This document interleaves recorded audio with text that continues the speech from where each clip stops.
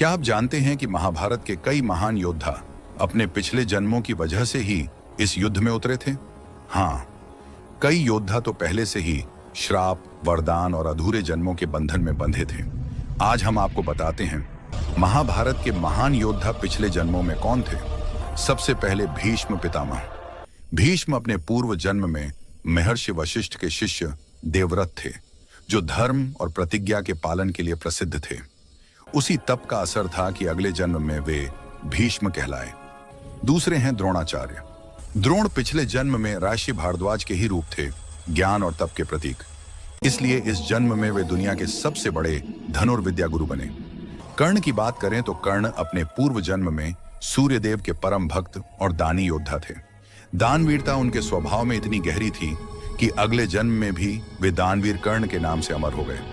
अश्वत्थामा पिछले जन्म में भगवान शिव के गण अनल माने जाते हैं। शिव के वरदान से वे अमर हो गए और आज तक जीवित हैं, कलयुग के अंतिम दिनों तक। शिखंडी पहले जन्म में अंबा थीं, जिन्हें भीष्म ने विवाह के लिए अस्वीकार कर दिया था। उसी अपमान और प्रतिशोध की ज्वाला ने उन्हें अगले जन्म में वापस भेजा और वे भीष्म वध का कारण बनी।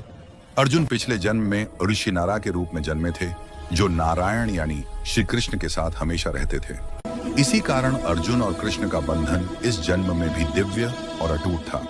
भीम अपने पूर्व जन्म में वायु के गण थे, इसलिए उनकी शक्ति मनुष्य से कई गुना अधिक थी। दुर्योधन को पिछले जन्म में काली और द्वापर के संयोग का अवतार कहा गया है, अधर्म की शक्ति का केंद्र। इसलिए इस जन्म में उसके गुण उसी दिशा में बढ़े।